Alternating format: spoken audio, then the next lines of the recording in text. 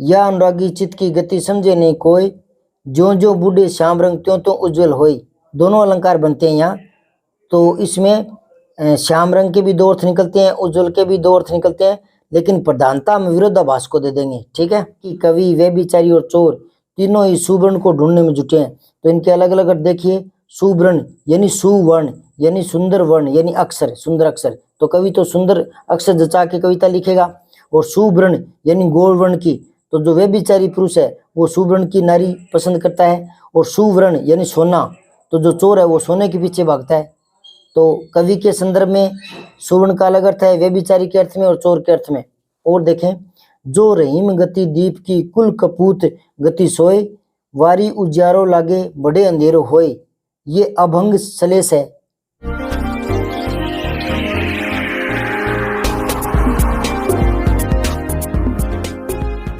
आज के वीडियो में मैं कुछ श्लेष अलंकार की पंक्तियां बताऊंगा। श्लेष अलंकार वहां होता है जहां एक ही शब्द के कई अर्थ निकलते हों।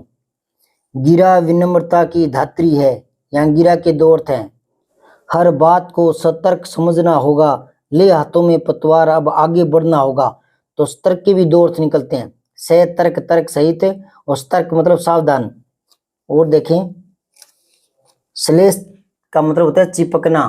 ठीक है, एक ही शब्द में कई अर्थ चिपके रहते हैं, अर्थात एक शब्द के अनेक अर्थ निकलते हैं, वहां श्लेष अलंकार होता है। उदाहरण देखिए, आम है इसलिए चूसा जाता है। तो यहाँ आम एक तो अम्र मैंगो आम, ठीक है, एक साधारण आदमी, दो अर्थ निकल गए ना। और चूसना भी, एक तो क्रिया चूसना अर्थ में आ गया, एक पीड़ित करना, शोषण करना। ठीक है, तो यहाँ श्लेष अलंकार है। श्लेष अलंकार के दो भेद और भी कर सकते हैं, अभंग श्लेष और सभंग श्लेष।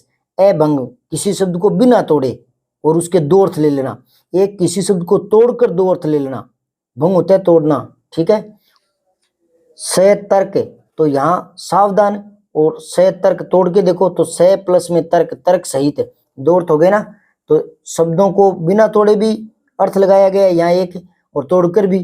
तो यहाँ तो इसमें तो है अभंग और इसमें सभंग। ठीक है, एक ही शब्द से मैंने दोनों भेद बता दिए, एक ही शब्द से।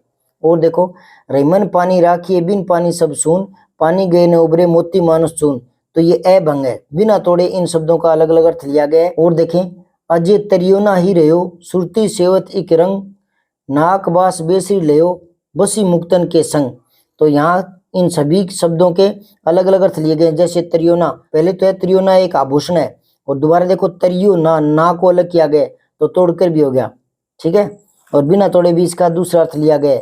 नाक मतलब स्वर्ग और नाक मतलब नासिका, बास मतलब निवास करना, बेसरी मुक्तन, मुक्तन मोती को भी कहते हैं और सज्जन पुरुषों को भी। तो ऐसे श्रुति वेद को भी कहते हैं और कान को भी कहते हैं।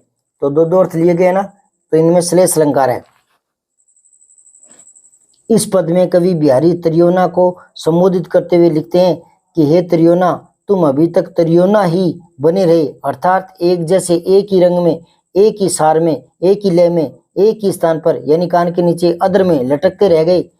इधर देखो, बेसरी को मोतियों का साथ करने के कारण आज वह नाक पर, यानी सम्मान का जो प्रतीक है नाक, उस पर विराजमान है, सम्मान प्राप्त कर लिया। दूसरा देखो, इसी का कवि साधारण व्यक्ति को संबोधित करते हुए कह रहा है कि हे भोले मनुष्य, अभी तक तैरा नहीं, यानी भवसागर पार नहीं किया। तरियो प्लस में ना टुकड़े करके, तो तरियो ना यानी तू अभी तक भवसागर से पार नहीं हुआ, अर्थात भवसागर से पार नहीं हुआ या मोह माया से मुक्त नहीं हुआ है, जबकि तुम इतने लंबे समय से वेदों को सुनते रह गए हो। और इधर देखो, जिन व्यक्तियों ने साधु सज्जनों का संग लिया, सत्संग से ज्ञान प्राप्त किया और उन श्रेष्ठ गुणों का जीवन में धारण करके अपने जीवन को धन्य बना लिया और वो मोक्ष को प्राप्त हो गए, सार्थकता प्रदान कर दी, या यूं कहें कि श्रेष्ठ पद प्राप्त कर लिया, तो मोह माया से मुक्त हो गए, स्वर्ग प्राप्ति के हकदार हो गए। और एक अर्थ और भी देखो उसी पंक्ति का, कवि इस पद में लिखते हैं कि हे भोले मनुष्य, तुम अभी तक अपना उद्धार नहीं कर पाए, बस इधर उधर की बातें सुनते रहे, करते रहे, कान के कच्चे बने रहे, चुगली और निंदा में ही समय खराब करते रहे। दूसरी तरफ जिन लोगों ने सज्जन लोगों से श्रेष्ठ ज्ञान प्राप्त कर लिया, श्रेष्ठ रचनाएं की, उन्होंने आज दरबार में अपना स्थान ऊंचा कर लिया और सुरक्षित कर लिया। चरण धरत चिंता करते चितवत चहु और, सुवर्ण को खोजत फिरत कवि व्यभिचारी चोर। तो सुवर्ण के दो अर्थ निकल गए हैं, कवि के अर्थ में, व्यभिचारी के अर्थ में, चोर के अर्थ में। ठीक है, कवि लिखते हैं कि कवि, व्यभिचारी और चोर तीनों ही सुवर्ण को ढूंढने में जुटे हैं। तो इनके अलग अलग अर्थ देखिए। सुवर्ण यानी सुवर्ण यानी सुंदर वर्ण यानी अक्षर, सुंदर अक्षर। तो कवि तो सुंदर अक्षर जचा के कविता लिखेगा। और सुवर्ण यानी गोल वर्ण की, तो जो व्यभिचारी पुरुष है वो सुवर्ण की नारी पसंद करता है। और सुवर्ण यानी सोना, तो जो चोर है वो सोने के पीछे भागता है।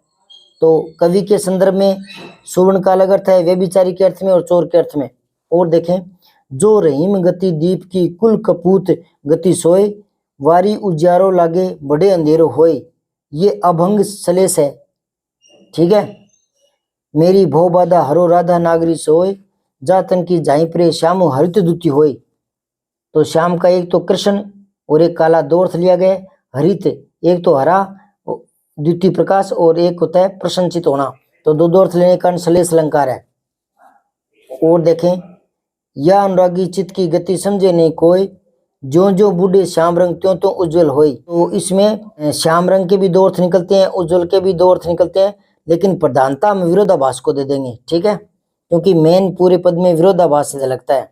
विरोधाभास वहां होता है जहां किसी पंक्ति में देखने में विरोध लगे, लेकिन जब भाव या अर्थ समझ जाते हैं तो विरोध शांत हो जाता है। ये कह रहा है कि जो अनुरागी हृदय होता है उसकी गति कोई समझ नहीं पाता, जो जो श्याम रंग में डूबता है काले रंग में तो त्यों त्यों उज्जवल होता है। तो देखने में तो यूं लगता है कि उल्टी बात हो रही है कि श्याम रंग में डूबेगा तो यानी काले रंग में डूबेगा तो उज्जवल कैसे होगा, सफेद कैसे होगा। लेकिन यहाँ श्याम मतलब श्याम की भक्ति में जो लीन होता है तो उसके विषय विकार मन की भावनाएं कुत्सित विचार सारे हट जाते हैं, हृदय निर्मल उज्जवल हो जाता है। तब ये कहा गया। तो विरोधाभास अलंकार को प्रधानता देंगे, भले इनके दो अर्थ निकले। तो कंपटीशन में ये बात गौर करने वाली होती है कि पूरे पद में वो सौंदर्य किस में ज्यादा दिखाना चाहता है। और देखें, जहां गांठ तहां रस नहीं, यह जानत सब कोई, इसमें श्लेष है। ठीक है ना, दो अर्थ निकलते हैं गांठ के रस के।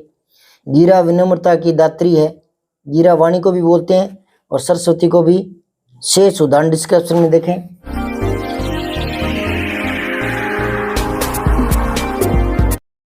जय हिंद, विजय हिंदी।